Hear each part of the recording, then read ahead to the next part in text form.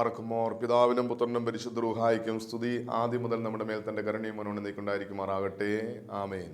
Price the lord. Hallelujah.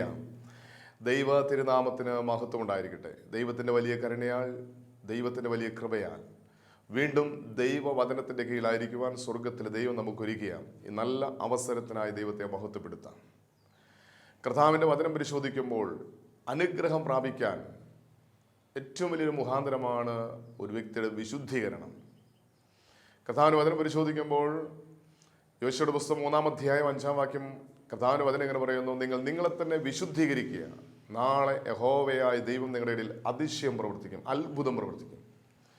ഒരു മനുഷ്യൻ്റെ ജീവിതത്തിൽ ദൈവം തൻ്റെ അനുഗ്രഹങ്ങളെ ചൊരിയുവാൻ, അത്ഭുതം പ്രവർത്തിക്കുവാൻ ആ വ്യക്തി ചെയ്യേണ്ടത് ആ വ്യക്തി തന്നെ വിശുദ്ധീകരിക്കുക എന്നുള്ളതാണ്. നമ്മുടെ ശരീരത്തിൽ ഒരു അഴുക്ക് പറ്റിയാൽ നമ്മൾ അതിനെ കഴുകി ശരീരത്തെ വിശുദ്ധീകരിക്കും. അതുപോലെ തന്നെ ഒരു മനുഷ്യൻ്റെ ശരീരം മാത്രമല്ല, മനസ്സും ആത്മാവും വിശുദ്ധീകരിക്കപ്പെടണമെന്ന് ദൈവം ആഗ്രഹിക്കുന്നു. ഒരു മനുഷ്യൻ്റെ വിശുദ്ധീകരണം എന്ന് പറയുന്നത് ആ മനുഷ്യൻ്റെ മനസ്സും ശരീരവും ആത്മാവും വിശുദ്ധീകരിക്കപ്പെടുന്നതാണ്. ഒരു മനുഷ്യൻ്റെ 3 തലങ്ങൾ വിശുദ്ധീകരിക്കപ്പെടണം. ഏതാണ് മനുഷ്യൻ്റെ 3 തലങ്ങൾ? നമുക്ക് എല്ലാവർക്കും അറിയാം. ഒരു മനുഷ്യന് 3 തലങ്ങൾ: ആ വ്യക്തിയുടെ ശരീരം, മനസ്സ്, ആത്മാവ്. ഈ 3 തലങ്ങൾ വിശുദ്ധീകരിക്കപ്പെടുമ്പോഴാണ് ഒരു വ്യക്തി പൂർണ്ണ വിശുദ്ധീകരണം പ്രാപിക്കുന്നത്. ആ ഒരു വിശുദ്ധീകരണത്തിലൂടെയാണ് ദൈവം ആ വ്യക്തിയുടെ ജീവിതത്തിൽ അത്ഭുതം പ്രവർത്തിക്കുന്നത്, അസാധ്യങ്ങൾ സാധ്യമാക്കുന്നത്, ദൈവത്തിൻ്റെ അനുഗ്രഹങ്ങൾ ആ വ്യക്തിയുടെ ജീവിതത്തിലേക്ക് ഒരു പെരുമഴ പോലെ പെയ്തിറങ്ങുന്നത്. അങ്ങനെയാണെങ്കിൽ ഈ വിശുദ്ധീകരിക്കപ്പെടേണ്ട തലങ്ങളെക്കുറിച്ച് നാം വ്യക്തമായ ബോധമുള്ളവരായിരിക്കണം. കർത്താവിൻ്റെ വചനം പരിശോധിക്കുമ്പോൾ ഒരു മനുഷ്യൻ ആത്മാവിലുണ്ടാകുന്ന അശുദ്ധി ആ മനുഷ്യൻ്റെ അനുഗ്രഹത്തിന് തടസ്സമാണെന്ന് നാം ദൈവത്തിൻ്റെ വചനത്തോട് വ്യക്തമായി കാണുന്നു. ആത്മാവിൻ്റെ അശുദ്ധിയാണ് പാപം എന്ന് പറയുന്നത്. നമുക്കറിയാം, ഏദൻ തോട്ടത്തിൽ ദൈവം മനുഷ്യനോട് കൽപ്പിച്ചു, തോട്ടത്തിൻ്റെ നടുക്ക് നിൽക്കുന്ന വൃക്ഷത്തിൻ്റെ ഫലം തിന്നരുത്, തിന്നുന്നാൾ നീ മരിക്കും. ദൈവം ഒരു കൽപ്പന നൽകി. മനുഷ്യൻ ലംഘിച്ചു. അത് ലംഘിച്ചത് മുഖാന്തരമായി അവൻ പാപം ചെയ്തു. അവിടെ സംഭവിച്ചതെന്താണ്? നീ തിന്നുന്നാളിൽ മരിക്കുമെന്ന് ദൈവം കൽപ്പിച്ചു.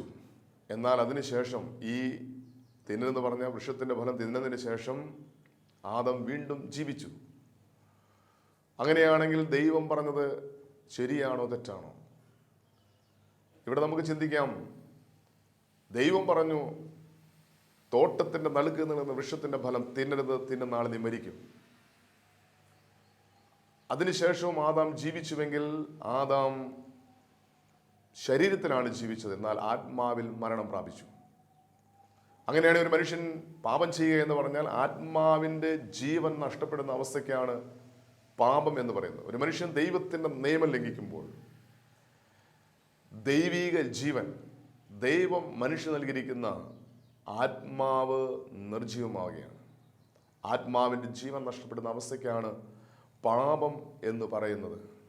അങ്ങനെയാണെങ്കിൽ ഒരു മനുഷ്യൻ ദൈവ കൽപ്പനകൾ ലംഘിച്ച് ദൈവിക ജീവൻ നഷ്ടപ്പെട്ട് പാപം ചെയ്യുമ്പോൾ ആ വ്യക്തിക്ക് ജീവൻ പ്രാപിക്കാൻ, പാപമോചനം പ്രാപിക്കാൻ ഒരേ ഒരു മാർഗം പാപങ്ങൾ ഏറ്റുപറഞ്ഞ് പാപക്ഷമ സ്വീകരിക്കുക. ആത്മാവിൻ്റെ വിശുദ്ധീകരണത്തിന് വേണ്ടി ഒരു മനുഷ്യന് ചെയ്യാൻ കഴിയുന്ന ഏറ്റവും വലിയ പ്രവൃത്തിയാണ് പാപങ്ങൾ ഏറ്റുപറഞ്ഞ് പാപക്ഷമ സ്വീകരിക്കുക. കർത്താവിൻ്റെ വചനം പറയുന്നു, 1 യോഹന്നാൻ 1-ാം അധ്യായം 9-ാം വാക്യത്തിൽ പറയുന്നു: നാം പാപങ്ങൾ ഏറ്റുപറയുന്നുവെങ്കിൽ അവൻ വിശ്വസ്തനും നീതിമാനുമാകയാൽ അവൻ നമ്മുടെ സകല പാപങ്ങൾ ക്ഷമിച്ച് സകല അനീതിയും പോക്കി നമ്മെ ശുദ്ധീകരിപ്പാൻ തക്കവണ്ണം അവൻ വിശ്വസ്തനാണ്, നീതിമാനാണ്. എന്നാൽ അടുത്ത തലമാണ് ശരീരം. ഈ ആത്മാവ് എവിടെയാണ്, എങ്ങനെയാണെന്ന് മനുഷ്യന് അറിയാൻ പോലും സാധിക്കുന്നില്ല. ആത്മാവ് ഉണ്ടെന്നുള്ളത് അറിയാം, എന്നാൽ ആത്മാവിനെക്കുറിച്ച് ഒരു മനുഷ്യന് വ്യക്തമായൊരു അറിവില്ല. ഒരു മനുഷ്യൻ്റെ ശരീരത്തിൽ ആത്മാവ് നഷ്ടപ്പെട്ട് കഴിയുമ്പോഴാണ് ആത്മാവ് നഷ്ടപ്പെട്ടു എന്ന് തിരിച്ചറിയുന്നത്. എങ്കിൽ ശരീരം അങ്ങനെയല്ല. ശരീരം ഒരു മനുഷ്യന് വ്യക്തമായിട്ട് അറിയാൻ സാധിക്കും. കാരണം ഞാൻ ആയിരിക്കുന്നത് ശരീരത്തിലാണ്. ഈ ശരീരത്തിൻ്റെ ജീവൻ നഷ്ടപ്പെടുന്ന അവസ്ഥയ്ക്കാണ് ശരീരത്തിൻ്റെ അശുദ്ധി എന്ന് പറയുന്നത്. ആത്മാവിൻ്റെ ജീവൻ നഷ്ടപ്പെടുന്ന അവസ്ഥയ്ക്കാണ് പാപം എന്ന് പറയുന്നതെങ്കിൽ ഒരു മനുഷ്യൻ്റെ ശരീരത്തിൻ്റെ ജീവൻ നഷ്ടപ്പെടുന്ന അവസ്ഥയ്ക്കാണ് ശരീരത്തിൻ്റെ അശുദ്ധി എന്ന് പറയുന്നത്. ശരീരത്തിൻ്റെ അശുദ്ധി എന്ന് പറഞ്ഞാൽ ശരീരത്തിൻ്റെ ജീവൻ നഷ്ടപ്പെടുക. എന്താണ് ശരീരത്തിൻ്റെ ജീവൻ നഷ്ടപ്പെടുക എന്ന് പറഞ്ഞാൽ? മനുഷ്യൻ്റെ ശരീരത്തിൻ്റെ ജീവൻ നഷ്ടപ്പെടുന്ന ഒരു അവസ്ഥയ്ക്കാണ് രോഗം എന്ന് പറയുന്നത്. ഒരു മനുഷ്യൻ രോഗമുണ്ടാകാൻ കാരണം ശരീരത്തിൻ്റെ ജീവൻ നഷ്ടപ്പെടുന്നത്. ശരീരത്തിൻ്റെ കോശങ്ങൾക്ക് ജീവനുണ്ട്. ഈ കോശങ്ങളുടെ ജീവൻ നഷ്ടപ്പെട്ടാൽ മനുഷ്യൻ രോഗിയായി മാറുന്നു. ഒരു പനി വന്ന രോഗലക്ഷണമാണ്. ഈ പ്രതിരോധ ശക്തി നഷ്ടപ്പെടുമ്പോഴാണ് സാധാരണ പണ്ട് കാലങ്ങളിലൊക്കെ പനി വന്നുകൊണ്ടിരുന്നത്. പ്രതിരോധ ശക്തി നഷ്ടപ്പെടുമ്പോൾ അതിൻ്റെ കാരണം എന്താണ്? ഒരു മനുഷ്യൻ്റെ പ്രതിരോധ ശക്തി നഷ്ടപ്പെടാൻ കാരണം ആ വ്യക്തിയുടെ ശരീരത്തിലെ പ്രതിരോധ അണുക്കളുടെ ജീവൻ നഷ്ടപ്പെടുന്നതുകൊണ്ടാണ്. ശരീരത്തിലെ പ്രതിരോധ അണുക്കളുടെ ജീവൻ നഷ്ടപ്പെടുമ്പോൾ പ്രതിരോധ ശക്തി നഷ്ടപ്പെടുന്നു. പ്രതിരോധ ശക്തി നഷ്ടപ്പെടുമ്പോൾ ആ മനുഷ്യൻ രോഗിയായി മാറുന്നു. രോഗമുണ്ടാകാൻ കാരണമെന്ന് ചോദിച്ചാൽ ശരീരത്തിൻ്റെ ജീവൻ നഷ്ടപ്പെടുന്നതാണ് കാരണം. മനുഷ്യൻ്റെ ശരീരത്തിൻ്റെ ജീവൻ നഷ്ടപ്പെടുന്നത് രോഗമാണെങ്കിൽ ഈ രോഗത്തിന് സൗഖ്യം പ്രാപിക്കാൻ, അതായത് ശരീരത്തിന് ജീവൻ നൽകാൻ, രോഗപ്രതിരോധ ശക്തി നൽകാൻ മനുഷ്യൻ ഉപയോഗിക്കുന്നത് മരുന്നാണ്. എന്നാൽ എല്ലാ മരുന്നും മനുഷ്യൻ്റെ പ്രതിരോധ ശക്തി വർദ്ധിപ്പിക്കണമെന്നില്ല. കാരണം മനുഷ്യൻ പാപം ചെയ്യുമ്പോൾ രോഗമുണ്ടാകാം. പാപം മൂലമുണ്ടാകുന്ന രോഗം മാറാനായിട്ട് പ്രതിരോധ ശക്തി ഉണ്ടാകാൻ മരുന്ന് കഴിച്ചതുകൊണ്ടോ ചികിത്സിച്ചതുകൊണ്ടോ രോഗസൗഖ്യം ലഭിക്കണമെന്നില്ല. അങ്ങനെയാണെങ്കിൽ ആ വ്യക്തി ചെയ്യേണ്ടത് പാപമോചനത്തിന് വേണ്ടിയുള്ള പ്രാർത്ഥനയാണ്. ആ വ്യക്തിയുടെ പാപങ്ങൾ മോചിക്കപ്പെടുമ്പോൾ ആ വ്യക്തിയുടെ ശരീരത്തിന് സൗഖ്യം ലഭിക്കുന്നു. കർത്താവായ യേശുക്രിസ്തു തളവാതിലൂടെ പറഞ്ഞു, മകനെ, ഞാൻ നിന്റെ പാപങ്ങൾ മോചിച്ചു തന്നിരിക്കുന്നു, എഴുന്നേറ്റ് നിന്റെ കിടക്കെടുത്തുകൊണ്ട് നടക്കുക. ആ മനുഷ്യൻ പാപമോചനം പ്രാപിച്ചപ്പോൾ ശരീരത്തിൽ സൗഖ്യം പ്രാപിച്ചു. അപ്പോൾ പാപം മൂലമുള്ള രോഗങ്ങൾക്ക്, പാപം മൂലമുള്ള ശരീരത്തിൻ്റെ ജീവൻ നഷ്ടപ്പെടുന്ന അവസ്ഥയ്ക്ക് പാപമോചനമാണ് പരിഹാരം. അതല്ലാതെ മറ്റ് പ്രതിരോധ ശക്തി നഷ്ടപ്പെടുന്ന, അതായത് പ്രതിരോധ അണുക്കളുടെ ജീവൻ നഷ്ടപ്പെടുമ്പോൾ ഉണ്ടാകുന്ന രോഗങ്ങൾക്ക് മനുഷ്യൻ മരുന്ന് കഴിക്കുന്നു. മരുന്ന് കഴിക്കുമ്പോൾ പ്രതിരോധ ശക്തി വീണ്ടെടുക്കുന്നു, പ്രതിരോധ അണുക്കൾ ജീവൻ പ്രാപിക്കുന്നു, ശരീരത്തിന് ജീവൻ ഉണ്ടാകുന്നു. അങ്ങനെയാണെങ്കിൽ നാം പരിശോധിക്കണം, തിരിച്ചറിയണം. ഒരു മനുഷ്യൻ്റെ ആത്മാവിൻ്റെ ജീവൻ നഷ്ടപ്പെടുന്ന അവസ്ഥയ്ക്കാണ് ആത്മാവിൻ്റെ അശുദ്ധി എന്ന് പറയുന്നതെങ്കിൽ ശരീരത്തിൻ്റെ ജീവൻ നഷ്ടപ്പെടുന്ന അവസ്ഥയ്ക്കാണ് രോഗമെന്ന് പറയുന്നത്. രോഗത്തിന് പരിഹാരം എന്ന് പറയുന്നത് നാം മരുന്ന് കഴിക്കുന്നു, പാപം മൂലമുള്ള രോഗം മാറാൻ പാപമോചനം പ്രാപിക്കുന്നു. എന്നാൽ അടുത്ത തലം, ഈ ആത്മാവ് നമുക്ക് കാണാൻ സാധിക്കുകയില്ല, ശരീരം നമുക്ക് വ്യക്തമായിട്ട് കാണാനും അറിയാനും അനുഭവിക്കാനും സാധിക്കും. എന്നാൽ അടുത്ത തലമാണ് മനസ്സ്. മനസ്സിൻ്റെ വിശുദ്ധീകരണം സംഭവിക്കണമെങ്കിൽ മനസ്സിനെക്കുറിച്ച് വ്യക്തമായിട്ട് അറിയണം. എന്താണ് മനസ്സെന്ന് ചോദിച്ചാൽ നമുക്കെല്ലാവർക്കും അറിയാം, മനസ്സുണ്ട്. മനസ്സുള്ളത് കൊണ്ടാണ് നമ്മൾ ഈ ദൈവവചനം കേൾക്കുന്നതും ദൈവവചനത്തിന് മുന്നിൽ ഇരിക്കുന്നതും. നാം കേൾക്കുന്നതും അറിയുന്നതും അനുഭവിക്കുന്നതുമായ കാര്യങ്ങൾ തിരിച്ചറിയുന്നതും മനസ്സിലാക്കുന്നതും മനസ്സുകൊണ്ടാണ്. നമുക്കറിയാം, മനസ്സ് കാണാൻ സാധിക്കുകയില്ല, ശരീരം കാണാൻ സാധിക്കും, പക്ഷെ മനസ്സുണ്ടെന്നറിയാം. ഇപ്പോൾ നമുക്ക് ഇരിക്കുന്ന ഇരിപ്പിൽ മനസ്സുകൊണ്ട് എവിടെ വേണമെങ്കിലും സഞ്ചരിക്കാം, എന്തു വേണമെങ്കിലും ചിന്തിക്കാം. അപ്പം മനസ്സിൽ നമുക്ക് പലതും കാണാനും കേൾക്കാൻ സാധിക്കും. ഇവിടെ ഇരുന്നു കൊണ്ട് തന്നെ പല സ്ഥലത്ത് ചെല്ലാൻ സാധിക്കും. ഇവിടെ ഇരുന്നു കൊണ്ട് തന്നെ നമുക്ക് നമ്മുടെ ഇടവക പള്ളിയിൽ നാം എല്ലാ ദിവസവും നിൽക്കുന്ന ആ സ്ഥലത്ത് നിൽക്കാൻ സാധിക്കും. പള്ളിയിൽ പോകാതെ ഇരിക്കുന്ന ഇരിപ്പിൽ നമുക്ക് പള്ളിയിൽ ചെല്ലാനോ അവിടെ നിൽക്കാനും പ്രാർത്ഥനയിൽ പങ്കെടുക്കാനും സാധിക്കും മനസ്സുകൊണ്ട്. അപ്പോൾ മനസ്സുണ്ടെന്ന് നമുക്കറിയാം, പക്ഷേ ഈ മനസ്സിൻ്റെ അവസ്ഥ എന്താണെന്ന് നമുക്കറിയില്ല. അതുകൊണ്ട് നമുക്ക് മനസ്സിൻ്റെ വിശുദ്ധീകരണം എന്താണെന്നും അറിയില്ല. ആത്മാവിൻ്റെ വിശുദ്ധീകരണമാണ് പാപമോചനമെങ്കിൽ, മനസ്സിൻ്റെ വിശുദ്ധീകരണമാണ് സൗഖ്യമെങ്കിൽ, ശാരീരിക സൗഖ്യമെങ്കിൽ, മനസ്സിൻ്റെ വിശുദ്ധീകരണം എന്താണെന്ന് തിരിച്ചറിയണം. എന്താണ് മനസ്സിൻ്റെ അശുദ്ധി? മനസ്സിൻ്റെ ജീവൻ നഷ്ടപ്പെടുന്ന അവസ്ഥയ്ക്കാണ് മനസ്സിൻ്റെ അശുദ്ധി എന്നുള്ളത്. ആത്മാവിൻ്റെ ജീവൻ നഷ്ടപ്പെടുന്ന അവസ്ഥയ്ക്കാണ് ആത്മാവിൻ്റെ അശുദ്ധി അല്ലെങ്കിൽ പാപം എന്ന് പറയുന്നത്. ആത്മാവിൻ്റെ ജീവൻ നഷ്ടപ്പെടുന്ന അവസ്ഥയ്ക്കാണ് ആത്മാവിൻ്റെ അശുദ്ധി അല്ലെങ്കിൽ പാപം എന്ന് പറയുന്നത്. ശരീരത്തിൻ്റെ ജീവൻ നഷ്ടപ്പെടുന്ന അവസ്ഥയ്ക്കാണ് ശരീരത്തിൻ്റെ അശുദ്ധി അല്ലെങ്കിൽ രോഗം എന്ന് പറയുന്നത്. അങ്ങനെയാണെങ്കിൽ ആത്മാവിൻ്റെ ജീവൻ നഷ്ടപ്പെടുന്ന അവസ്ഥയ്ക്കാണ് ആത്മാവിൻ്റെ അശുദ്ധി. അതിനാണ് ആന്തരിക മുറിവുകൾ എന്ന് പറയുന്നത്. ഒരു മനുഷ്യൻ്റെ മനസ്സിനുണ്ടാകുന്ന മുറിവുകളാണ് മനസ്സിൻ്റെ അശുദ്ധി എന്ന് പറയുന്നത്. യെശയ്യാപ്രവാചകന്റെ പുസ്തകം 1-ാം അധ്യായം അതിൻ്റെ 5-6 വാക്യങ്ങൾ പരിശോധിക്കുമ്പോൾ അവിടെ കർത്താവ് അതിനെ എങ്ങനെയാണ് പറയുന്നത്? അടിതൊട്ട് മുടി വരെ ഒരു സുഖവുമില്ല, മുറിവും ചതവും പഴുത്തവണവും മാത്രമേ ഉള്ളൂ. അവയെ ഞെക്കി കഴുകിയിട്ടില്ല, വെച്ച് കെട്ടിയിട്ടില്ല, എണ്ണ പുരട്ടി ശമിപ്പിച്ചിട്ടില്ല. കർത്താവിൻ്റെ വചനം പറയുന്നു, ആടി തൊട്ട് മുടി വരെ ഒരു സുഖവുമില്ല, മുറിവും ചതവും പഴുത്ത വ്രണവും മാത്രമേ ഉള്ളൂ. അത് ഞെക്കിക്കഴിയിട്ടില്ല, എണ്ണ പുരട്ടി ശമിപ്പിച്ചിട്ടില്ല, വെച്ച് കെട്ടിയിട്ടില്ല. ഇത് മനസ്സിൻ്റെ തലത്തിലുള്ള മുറിവിനെ കുറിച്ചാണ് പറയുന്നത്. മനസ്സിൻ്റെ മുറിവ് എന്ന് പറയുന്നത് ശരീരത്തിൻ്റെ മനുഷ്യൻ്റെ ഹൃദയത്തിൻ്റെ മുറിവാണ്. വിശുദ്ധ ഗ്രന്ഥം പരിശോധിച്ചാൽ മനസ്സ് എന്ന് പറയുന്നത് ഹൃദയമായിട്ടാണ്, അല്ലെങ്കിൽ ബൈബിളിൽ എവിടെയെങ്കിലും വിശുദ്ധ ഗ്രന്ഥത്തിൽ എവിടെയെങ്കിലും ഹൃദയം എന്ന് പറയുന്നുണ്ടെങ്കിൽ അത് മനസ്സിനെ കുറിച്ചാണ് പറയുന്നത്. ഇവിടെ നമുക്ക് കാണാൻ സാധിക്കും, ഈ വാക്യത്തിൻ്റെ തൊട്ട് മുന്നിലുള്ള വാക്യം ഇങ്ങനെയാണ് പറയുന്നത്. യെശയ്യാപ്രവാചകന്റെ പുസ്തകം 53-ാം അധ്യായം അതിൻ്റെ 5-ാം വാക്യത്തിൽ കർത്താവിന്റെ വചനം പറയുന്നു, ഇനി നിങ്ങളെ അടിച്ചിട്ട് എന്ത് കാര്യം, നിങ്ങൾ അധികം പിന്മാറുകയുള്ളൂ. തല മുഴുവൻ ദീനവും ഹൃദയം മുഴുവൻ രോഗവും പിടിച്ചിരിക്കുന്നു. ഒരു മനുഷ്യൻ്റെ ഹൃദയത്തിൻ്റെ രോഗം എന്ന് പറയുന്നത് അവൻ്റെ മനസ്സിനേറ്റ മുറിവാണ്. അതാണ് അടുത്ത വാക്യത്തിൽ പറയുന്നത്, അടി തൊട്ട് മുടി വരെ ഒരു സുഖവുമില്ല, മുറിവും ചതവും പഴുത്ത മണ്ണും മാത്രമേ ഉള്ളൂ. ഒരു മനുഷ്യൻ്റെ മനസ്സിൻ്റെ രോഗമാണ് മനസ്സിൻ്റെ മുറിവ്. അങ്ങനെയാണെങ്കിൽ നാം തിരിച്ചറിയുക, നമ്മുടെ കഴിഞ്ഞകാല ജീവിതത്തിൽ ഓർമ്മ വെച്ച നാൾ മുതൽ ഇന്ന് വരെ മനസ്സിനേറ്റ ഒത്തിരി മുറിവുകളുണ്ട്. ഇതാണ് ഹൃദയത്തിൻ്റെ രോഗം എന്ന് പറയുന്നത്. മനുഷ്യൻ്റെ മനസ്സെന്ന് പറയുന്ന വചനം പറയുന്നത് ഹൃദയം എന്നാണ്. ബൈബിളിൽ എവിടെയെങ്കിലും ഹൃദയം എന്ന് പറയുന്നത് മനുഷ്യൻ്റെ മനസ്സാണ്. നമുക്കറിയാം, ഉൽപ്പത്തി പുസ്തകം 3-ാം അധ്യായം അതിൻ്റെ 6-ാം വാക്യത്തിൽ കർത്താവിൻ്റെ വചനം പറയുന്നുണ്ട്, ഭൂമിയിൽ മനുഷ്യനെ ഉണ്ടാക്കിക്കൊണ്ട് ദൈവം അനുതപിച്ചു, അവൻ്റെ ഹൃദയത്തിനത് വേദനയായി. ദൈവം മനുഷ്യനെ സൃഷ്ടിച്ചതുകൊണ്ട് ദൈവം അനുതപിക്കുന്നു, അത് ദൈവത്തിൻ്റെ ഹൃദയത്തിന് വേദനയായി. ഹൃദയത്തിന് വേദനയാന്ന് പറഞ്ഞാൽ ദൈവത്തിൻ്റെ മനസ്സിന് വേദനയായി. ഹൃദയത്തിന് മുറിവേൽക്കുക എന്ന് പറഞ്ഞാൽ മനസ്സിന് മുറിവേൽക്കുക. നമ്മുടെ വ്യക്തിപരമായ ജീവിതത്തിൽ അനേക മുറിവുകളേറ്റ അനുഭവങ്ങൾ നമ്മുടെ ജീവിതത്തിലുണ്ട്.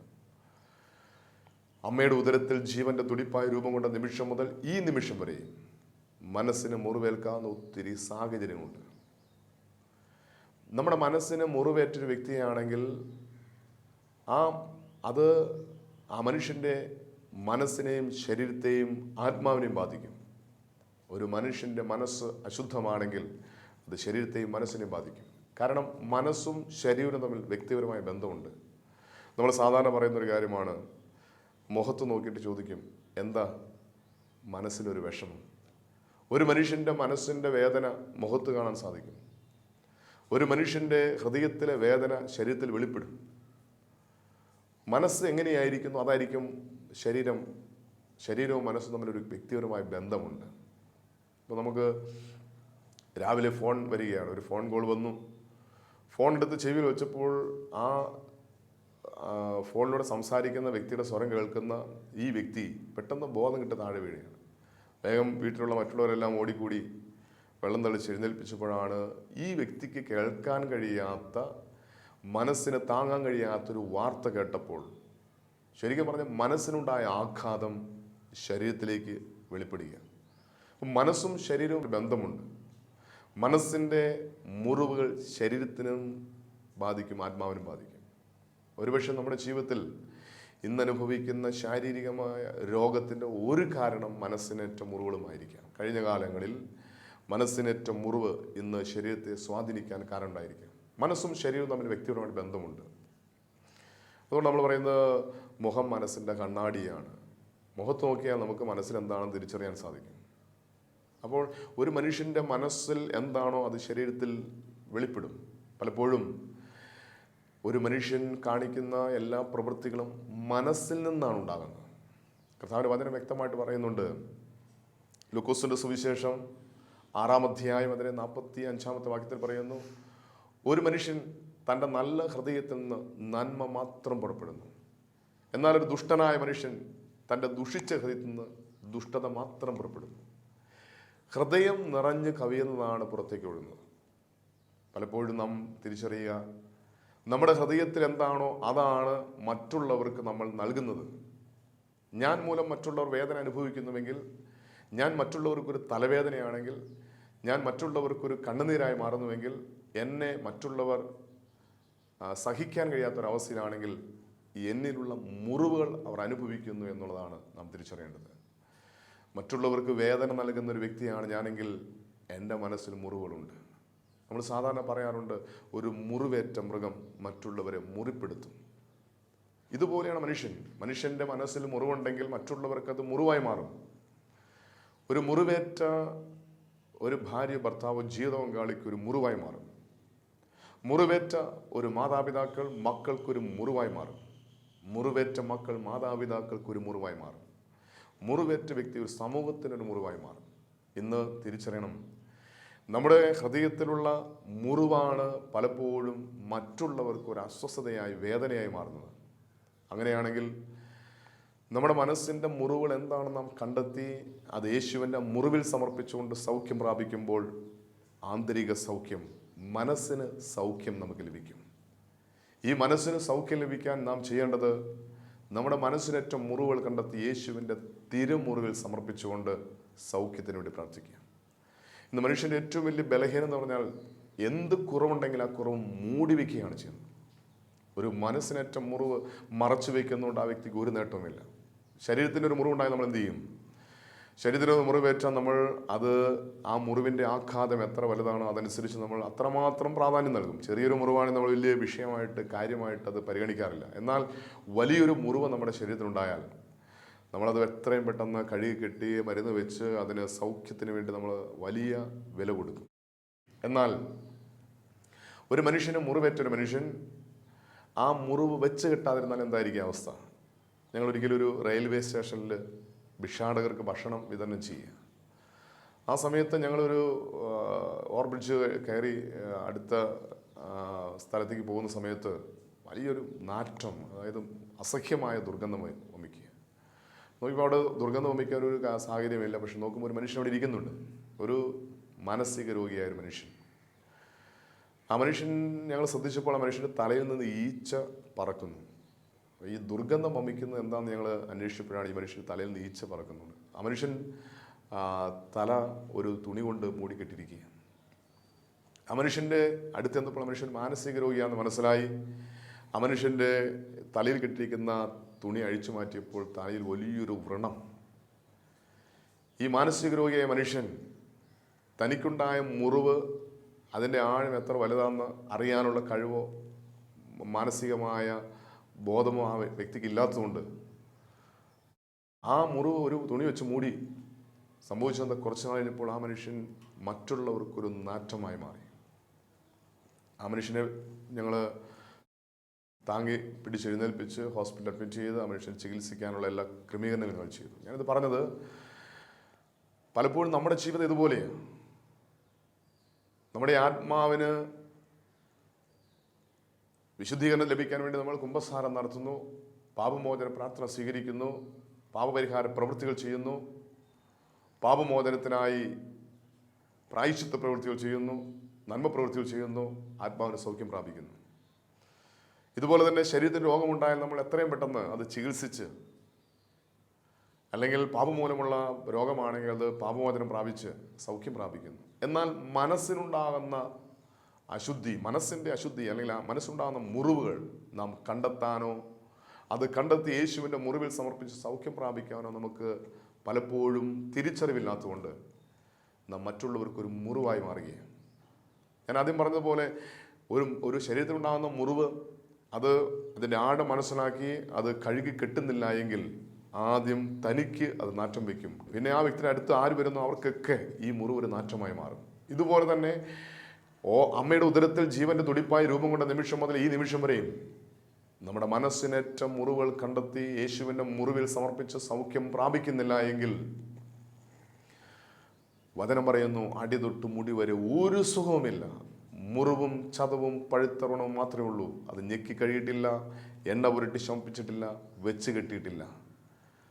ആ മുറിവുമായി നാം ജീവിക്കുന്നിടത്തോളം കാലം നാം മറ്റുള്ളവർക്ക് മുറിവാണ്. അങ്ങനെയാണെങ്കിൽ തിരിച്ചറിയുക, എൻ്റെ ആത്മാവിൻ്റെ സൗഖ്യം പോലെ തന്നെ, എൻ്റെ ശരീരത്തിൻ്റെ സൗഖ്യം പോലെ തന്നെ ഞാൻ സൗഖ്യം പ്രാപിക്കേണ്ട ഒരു മേഖലയാണ് എൻ്റെ മനസ്സിൻ്റെ സൗഖ്യം. അമ്മയുടെ ഉദരത്തിൽ ജീവൻ്റെ തുടിപ്പായി രൂപം കൊണ്ട നിമിഷം മുതൽ നിമിഷം വരെയും എൻ്റെ മനസ്സിലുണ്ടായ എല്ലാ മുറിവുകളും യേശുവിൻ്റെ മുറിവിൽ സമർപ്പിച്ചുകൊണ്ട് സൗഖ്യത്തിന് വേണ്ടി ദാഹിച്ച് പ്രാർത്ഥിക്കണം. കർത്താവിൻ്റെ വചനം പരിശോധിക്കുമ്പോൾ യിരെമ്യാപ്രവാചകന്റെ പുസ്തകം 17-ാം അധ്യായം 9-ാം വാക്യത്തിൽ കർത്താവിന്റെ വചനം പറയുന്നു, ഹൃദയം എല്ലാറ്റിനേക്കാളും കപടവും വിഷമമുള്ളതുമാണ്, ദുഷിച്ചതാണ്. അതിനെ ആർക്കാണ് മനസ്സിലാക്കാൻ കഴിയുക? അതിനം പറയുകയാണ്, മനുഷ്യൻ്റെ ഹൃദയം, അതായത് മനുഷ്യൻ്റെ മനസ്സ് എന്ന് പറയുന്നത് ആർക്കാണ് മനസ്സിലാക്കാൻ സാധിക്കുന്നത്? മനസ്സ് മുഴുവൻ വചനം പറയുന്നു ദുഷിച്ചതാണ്. മുറിവേറ്റ് അത് മുറിവ് വ്രണമായി വിരൂപമായി മറ്റുള്ളവർക്കൊരു വേദനയായി മാറുന്ന ഹൃദയമായി മനസ്സായി മാറിയിട്ടുണ്ടോ? പരിശോധിക്കണം. നമ്മുടെ കഴിഞ്ഞകാല ജീവിതത്തിലെ മനസ്സിനെ വേദനിപ്പിച്ച മുറിവേൽപ്പിച്ച സംഭവങ്ങൾ പോലും നമ്മുടെ മനസ്സിലുള്ള സൗഖ്യം പ്രാപിക്കാൻ കഴിയാത്തതുകൊണ്ട് മറ്റുള്ളവർക്കത് വേദനയായി മാറുകയും, അങ്ങനെയാണെങ്കിൽ ഞാൻ മറ്റുള്ളവർക്കൊരു അനുഗ്രഹമായി തീരാൻ, എനിക്കും അതുപോലെ തന്നെ മറ്റുള്ളവർക്കൊരു അനുഗ്രഹമായി തീരുവാൻ എൻ്റെ മനസ്സിന് ഞാൻ സൗഖ്യം പ്രാപിക്കണം. മനസ്സ് വിശുദ്ധീകരിക്കപ്പെടുമ്പോൾ, സൗഖ്യം പ്രാപിക്കുമ്പോഴാണ് എനിക്കും മറ്റുള്ളവർക്കൊരു അനുഗ്രഹമായി മാറുന്നത്. ഈ സൗഖ്യം യേശുവിൻ്റെ മുറിവിനാൽ മാത്രമാണ്. മനസ്സിനുണ്ടായ മുറിവിന് സൗഖ്യം നൽകാൻ കഴിയുന്ന ഒരേ ഒരു വ്യക്തി കർത്താവായ യേശു ക്രിസ്തു മാത്രമാണ്. നമുക്കറിയാം, ഗെത്സമൻ തോട്ടത്തിൽ ഈ ലോകത്തുള്ള സകല മനുഷ്യൻ്റെയും പാപഭാരങ്ങൾ തൻ്റെ മനസ്സിൽ, തൻ്റെ ഹൃദയത്തിൽ സ്വീകരിച്ചപ്പോൾ തൻ്റെ ഹൃദയം പൊട്ടി, തൻ്റെ ഞരമ്പുകൾ പൊട്ടി, രക്തത്തുള്ളികൾ വീർപ്പ് തുള്ളികളായി. ഗെത്സമൻ തോട്ടത്തിൽ വെച്ച് യേശു രക്തം വീർത്ത് നമ്മുടെ മനസ്സിനേറ്റ മുറിവുകൾക്ക് വേണ്ടി യേശു രക്തം വീർത്തു. നമുക്ക് വേണ്ടി, നമുക്ക് സൗഖ്യം നൽകാൻ വേണ്ടി, നമ്മുടെ മനസ്സിനേറ്റ മുറിവുകൾക്ക് സൗഖ്യം നൽകാൻ വേണ്ടി യേശു മുറിവേറ്റു. അവൻ്റെ രക്തകോശങ്ങൾ, രക്തധമനികൾ പൊട്ടി രക്തമൊഴുകി. ഒരു മനുഷ്യൻ്റെ മനസ്സിന് താങ്ങാൻ കഴിയാത്തൊരു ഭാരം വരുമ്പോഴാണ് രക്തധമനികൾ പൊട്ടുന്നത്.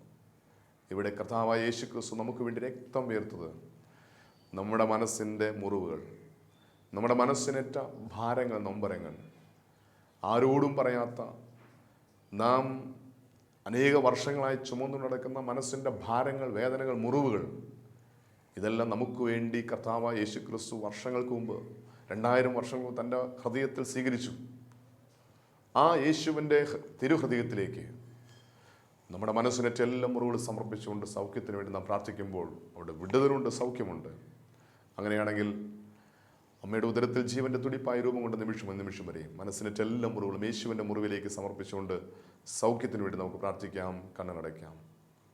ബാറക്കുമോർ, ഞങ്ങൾ അത്യധികമായി സ്നേഹിക്കുന്ന ഞങ്ങളുടെ സ്വർഗീയ പിതാവാൻ നല്ല ദൈവമേ, ഈ അനുഗ്രഹിക്കപ്പെട്ട സമയത്തിനായി നന്ദി പറയുന്നു കർത്താവേ. ഞങ്ങളുടെ മനസ്സും ശരീരവും ആത്മാവും കർത്താവിൻ്റെ തിരുമുറിവിലേക്ക് ഞങ്ങൾ സമർപ്പിക്കുകയാണ്. ആത്മാവിൻ്റെ ജീവൻ നഷ്ടപ്പെടുന്ന അവസ്ഥയാണ്, ആത്മാവിൻ്റെ അശുദ്ധി, അതാണ് പാപമെന്ന് ഞങ്ങൾ തിരിച്ചറിഞ്ഞ് ഞങ്ങൾ പാപങ്ങൾ ഏറ്റുപറഞ്ഞ് പാപക്ഷമ സ്വീകരിക്കാൻ ഞങ്ങൾക്ക് കൃപ നൽകണം. ഞങ്ങളുടെ ശരീരത്തിൻ്റെ ജീവൻ നഷ്ടപ്പെടുന്ന അവസ്ഥയാണ്, ശരീരത്തിൻ്റെ അശുദ്ധി, അതാണ് രോഗമെന്ന് തിരിച്ചറിഞ്ഞ് സൗഖ്യം പ്രാപിക്കാൻ നിൻ്റെ കരങ്ങളിലേക്ക് ഞങ്ങളെ സമർപ്പിക്കുക. അതുപോലെ തന്നെ ഞങ്ങളുടെ മനസ്സ്, ഞങ്ങൾക്ക് ഇന്ന് വരെ മനസ്സിലാക്കാൻ കഴിയാത്തൊരു മേഖലയാണ്.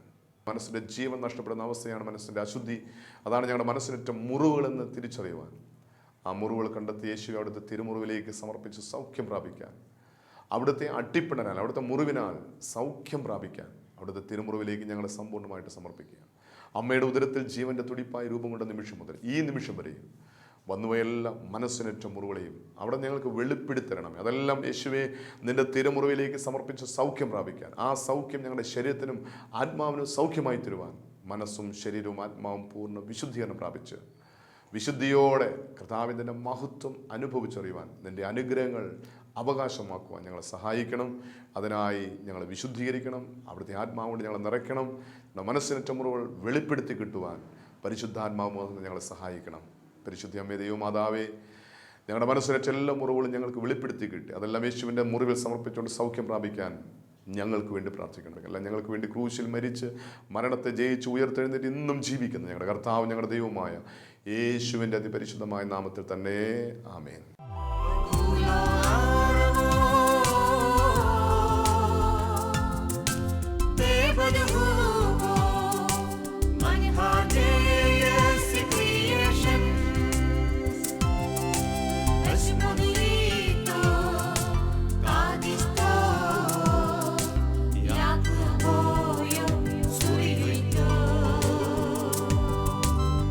But